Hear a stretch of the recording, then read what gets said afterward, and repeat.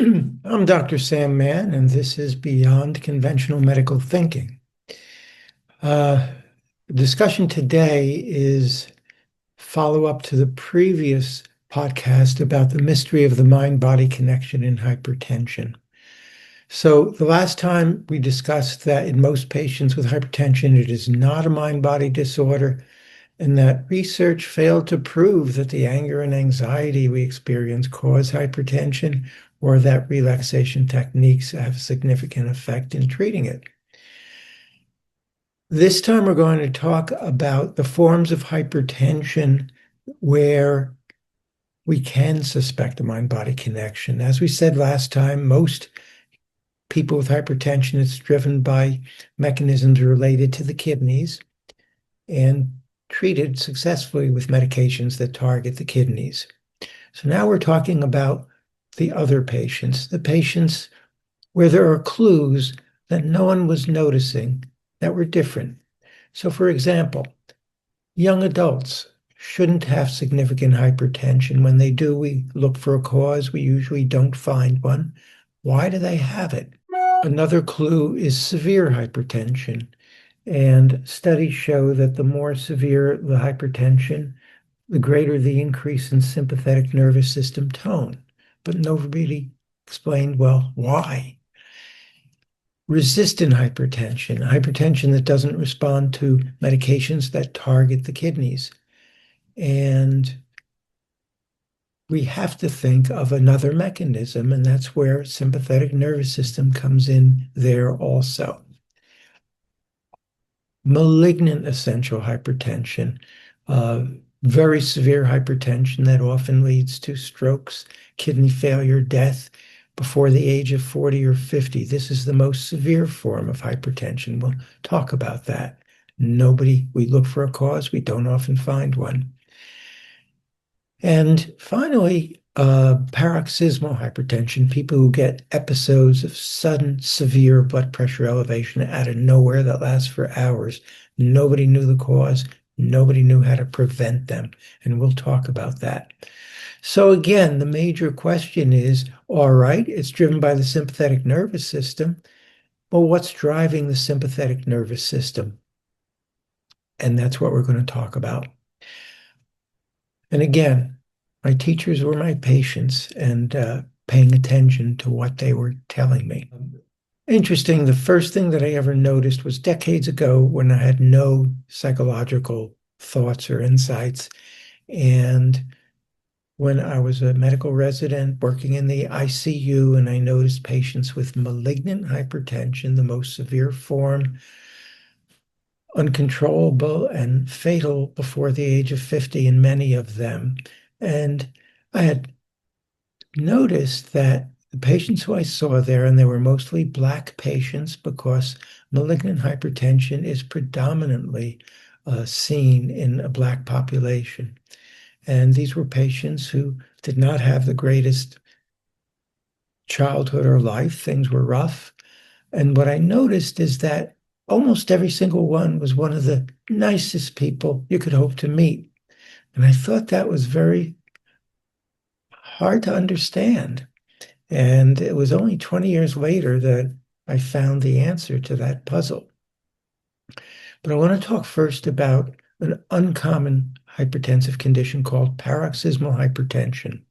People get sudden episodes not related to stress. They're sitting home doing nothing, and all of a sudden, a severe headache, blood pressure way up, end up in the emergency room. Blood pressure is 200 or more, over 120, lasting for hours, then finally goes away, and then they're okay until the next episode, and the next, and the next, and they can get them every few days or weeks or months. You look in the medical literature, nobody knew the cause, nobody knew how to treat it. And that mystery continued. And I'm presenting this first because it is such a traumatic condition, and because this mind-body understanding has led to a dramatic change in understanding and treating this previously untreatable condition. Patient I remember dramatically was a patient who had this for 2 years and no explanation. Life was good, married, kids, money, everything was good. Past history, he was a Holocaust survivor. And I asked the obvious question, do you think this condition might be a result of that horrible, horrible experience? And he quickly said, no, it was decades ago, and it never affected him emotionally. That's the clue that woke me up, to have such a horrible event and didn't affect them. And what he was teaching me was repression of emotion. And um, I'm going to explain the difference, repression and suppression. We suppress emotions where we know we have a lot of stress or grief or whatever, and we choose to focus on other things and take our attention away from the horrible stuff. And it's a conscious process. We know what we're doing. It's an important contributor to emotional resilience. And if you look at any popular book on emotional resilience, they talk about suppression. But here we're talking about repression, and repression is different. It's an unconscious process. We don't know we're repressing the emotions. We don't feel them. We would swear we don't harbor those emotions. It's a powerful defense mechanism, and it enables people to emotionally survive through horrible stress or trauma. It is not psychopathology. It is a gift of evolution to mankind to enable us to survive psychologically through horrible, horrible times. But those emotions, even though we'd swear we don't harbor them, they persist within us. And from my perspective, they can result in increased sympathetic nervous system tone, offer an explanation for it, and can lead to various medical conditions. I'm talking today about hypertension, but there are others as well. So what could I do with this patient? I saw three options. One, could I give him blood pressure medicine that targets the sympathetic nervous system? I could, but in between episodes, his pressure was perfectly normal, and it would be too low if I gave him medicine that he stayed on. Second possibility, what about dealing with it and healing? I did not know what to do about that. He had no insight whatsoever as to harboring any of this emotion. How do you get to it?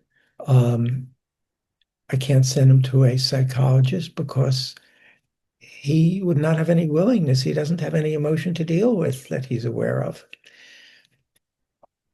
Also, I don't know if it's safe. Maybe he's better off leaving those horrible emotions away from conscious awareness. It was a gift, and despite the cost, if it's the cause of this, maybe it's unsafe to push him to deal with it. Third possibility, I thought, well, if we can't deal with those emotions, what about trying an antidepressant?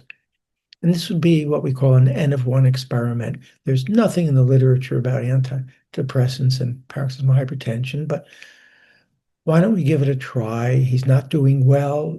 If it doesn't help, we'll stop it. So he didn't like the idea, but eventually he came back because he was having attack after attack, and it worked. And he stayed on it, no further attacks. And subsequently, after years of experience treating patients with paroxysmal hypertension, I submitted an article for publication about 25 patients who had, most of whom had gotten an antidepressant. What was the response rate? 90% responded, no more attacks. And actually, I submitted this article to a major medical journal, and it was immediately rejected. And their reason, it does not meet their strict criteria for relevance to clinical practice. People just don't get the concept. It didn't take any technology to figure this out, but it is a concept that just, it's hard to believe. Yes, emotions we are completely unaware of affect us medically. Now going to present to you a second case, another patient who was my teacher, and a very interesting outcome. And I'm going to introduce her to you, and we will have a discussion. As I said, my patients were my best teachers, and my experience with this patient was mind-boggling, interesting, and important. Uh, when I saw Kathy, she came to me because of attacks of paroxysmal hypertension. And uh, Kathy is with us today. And Kathy, how old were you when you started having those attacks? Probably around 45 or 46, and that was a while ago. And about how often would you get them? Several times a week, sometimes several times a day. So it was pretty debilitating. I'll say. And when you had an attack, what did it feel like? What did you experience? It sort of, I knew it was coming, so there was sort of an aura about it, and I felt it like almost like a wave coming on, and I could feel it.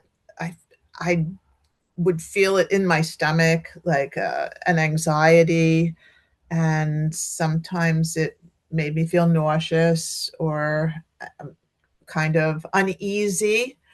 And I would realize that my blood pressure was rising, and I could feel my heart rate rising too. So it wasn't just my blood pressure, it was my heart rate and blood pressure.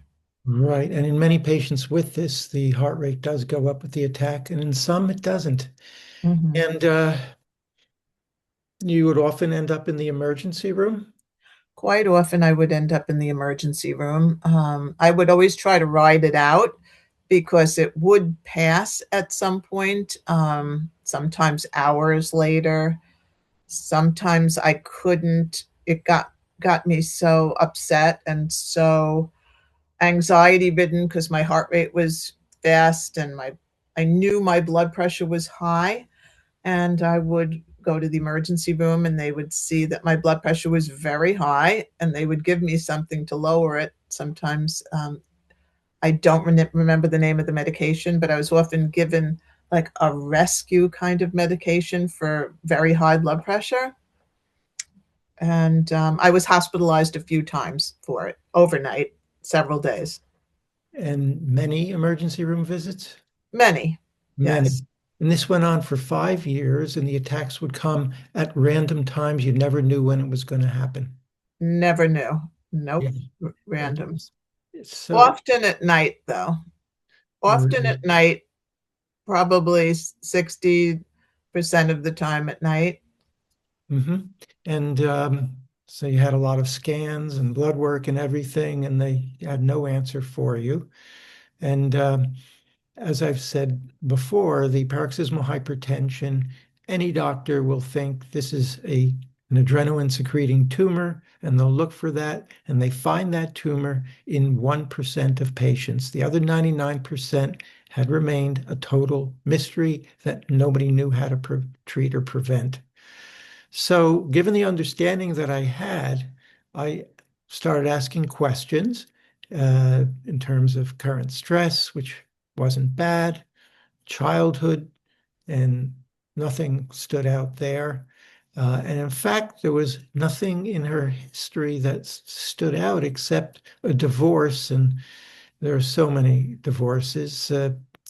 Hard to blame this unusual condition on a divorce, but I was biased. I had to find something because everybody had a story. And and I asked Kathy about it, and I asked if there had been any abuse in the marriage, and I remember you telling me there was not abuse, and it was just a decision to separate. And that wasn't enough to explain it. And then I asked, well, okay, what were the years like after that? Well, yes, you were the first person to ask me any questions like that. And I did kind of think it was unusual because every other cardiologist, nephrologist, internist that I'd been to before was had been focused on, all these tests to see why I was so hypertensive. And I had been prescribed lots of medications, all the different hypertension medications. And I was kind of taken aback by you asking questions about, my divorce and my life. And I, explained to you that I had been divorced and that I had to raise my two sons on my own, and that, I simply raised them and got on with my life. And I didn't really have a lot of help because I had total custody of them because he had a drug problem and he wasn't allowed to have any custody of them. So, I answered you honestly, but I didn't understand what you were getting at that moment. And I remember in that discussion, you had sole custody. You also were the financial supporter, Yes, and you had a couple of jobs, and you also went back to college to get a degree and did all of yes, that in those years. yes, I did. I got my college degree. I uh, went into teaching, and I also um, did work two and often three jobs to support them. And I never had a day off because I didn't have anyone else to take care of them. Right. And I remember hearing that story. And again, I was biased because I was expecting to hear something severe somewhere. And I Right. remember asking you, did you ever feel during those years, did you ever feel overwhelmed or depressed? And I remember your answer in one word. And I said, never, Right. never felt depressed, or I did not have the option to feel those things. Because it would be understandable if, yes, you were functioning well, but once in a while you just felt down or exhausted. And she's telling me, never, this is repression. And again, repression was a gift. It's what enabled you to get through those years and not fall apart. It is such Mm-hmm. a gift. It is not psychopathology, but those emotions that have not been felt do persist within us. And that's a concept that doctors, very few people are aware of, that we can harbor emotions that we don't feel at all, and they're affecting us. So, what was your reaction to that discussion? I was at first a little bit baffled as to why, what good it would do to, have this discussion. But then I realized, as I saw you maybe a second time, that I was supposed to be getting in touch with these feelings and feeling the feelings that, that I should have been feeling at the time. And well, when I did acknowledge that I had the right to feeling depressed or upset or sad or anxious or all of those things, um, the symptoms started to go away. The symptoms of the hypertension started to go away. And they went away pretty quickly after I started seeing you and we started having these conversations about what my life had been like during that time. Right. And so, after 5 years of attacks, frequent attacks, Mm-hmm. it's now about 18 years that you've Right, been free of attack right, since got in touch with those emotions. And right. you were my teacher in the sense that you were the first patient that I saw who was able to recognize, to get in touch with the emotions, and Mm-hmm. to experience the healing that that enabled. Right. So, and I've seen other patients with hypertension and others since then. And you taught me that, yes, if without any coercion, a patient can get in touch with those emotions and acknowledge them, that Mm-hmm. one, it was safe, and two, it was healing. I never coerce a patient, force them to get in touch, but I learned to present the possibility and to acknowledge what a rough time it was Hmm. and the resilience that was the result of the gift of repression. It is not Hmm. psychopathology. Repression is a gift. And I learned so much. And here we are 18 years later, and no further attacks. And again, I don't coerce patients to get in touch, but I do introduce the understanding. And if that powerful wall of repression allows emotions to come through, that I trust. That I trust that they can handle what will come up because that powerful barrier would not collapse from a mere conversation. And that's what you taught me. And Right. thank you for joining me. Oh, I thank you, Dr. Mann, for all of your insights and for having these insights and for helping me to, come to terms with what I had felt. Thank you. Yes, you're most welcome. Be well. So it was paroxysmal hypertension that opened my eyes to this understanding of the mind-body connection. And then I started to notice it in other patients, um, young patients with significant hypertension, shouldn't have hypertension. And in most of them, not all, but in many of them, there was a story. One of them was a patient I didn't even see. A medical resident asked my advice on a patient, 35 years old, pressure 180 over 120, very severe. Tests were negative for a cause. Any major stress? I asked him. He said, no, he was recently diagnosed with AIDS, which at that time there was no treatment for. It was a death sentence. He said, but he's pretty cool about it. Doesn't bother him. What am I hearing here? And I suggested, well, if this is related to sympathetic nervous system, why don't you switch him from the medicines targeting the kidneys to medicines that target sympathetic nervous system, combination of a beta blocker and an alpha blocker. And he switched them. Blood pressure was controlled. Resistant hypertension. Many people, many patients, they're on drugs targeting the kidney mechanisms who are not controlled. And by definition, if they're not controlled by medications that target the kidneys, then you have to think of the third mechanism, the sympathetic nervous system. And um, in many patients, those patients either adding or switching to an alpha and beta blocker that targets the sympathetic nervous system brings their pressure under control.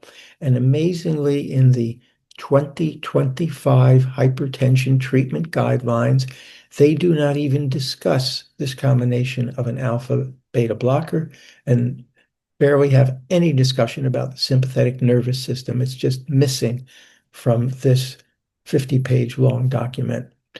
Um, so that's resistant hypertension, refractory hypertension. That no matter what you do, you just can't get it under control. And we don't see that many of those because with the medications we have, we can get it under control. But I recall a patient who came to me, 30 years of uncontrolled hypertension from the age of 18. She was on 5 medications and her pressure was still in the 150s over 100s, much better than it had been, but still uncontrolled. What do we do? She's on all this medicine. And we tried manipulating the medicine, didn't really get much better. And then at one routine revisit, she tells me she hasn't been sleeping for 2 weeks because she's been having a recurring nightmare. What's the nightmare? A man comes up from behind her and attacks her. Who attacked you in the past? When she was 14, she was raped by her sister's fiance. So what happened? She said, well, her father told her not to tell anyone. We wanted to avoid a scandal, a family scandal. So she told nobody. Consequently, she was hospitalized with a severe pelvic infection from the attack, from the rape, and she was subsequently not able to give birth, to have children.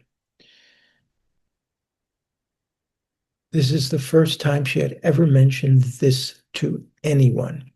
I measured her pressure. It was 240 over 150. She refused to be hospitalized, but promised to come back the next day. The next day she came back, and her blood pressure was in the 120s. And from then on, stayed in the 120s, even after I eliminated 3 of her 5 medications. And I referred her to a rape counselor, but the blood pressure after that, well controlled. So this is an understanding that still to this day doesn't exist in medicine. It didn't take any technology to come up with this understanding, but the idea that emotions we are completely unaware of can do this is just not one that's easy to grasp. And more importantly, my experience teaches me that it's relevant to another number of other medical conditions whose cause and treatment we're still not clear on. And we're talking about chronic fatigue syndrome, migraine, inflammatory bowel disease, even unexplained postpartum depression, and others. And we'll be talking about some of those in upcoming podcasts. In the next podcast, I will be discussing chronic fatigue syndrome. 9 million people in this country have it. It's horribly debilitating. Nobody really knows the cause or effective treatment. We'll be talking about it. This offers a new understanding. So I look forward to presenting that new understanding. Please convey to your friends, to your social media about this podcast, and particularly the upcoming one on chronic fatigue syndrome. I think it'll be of great interest to many who continue to suffer with it. And also my book, Hidden Within Us, which discusses this understanding. If there are any questions, you can submit them to my website, drsamuelmann.com, and click on podcast and put your message in. And thank you for joining me.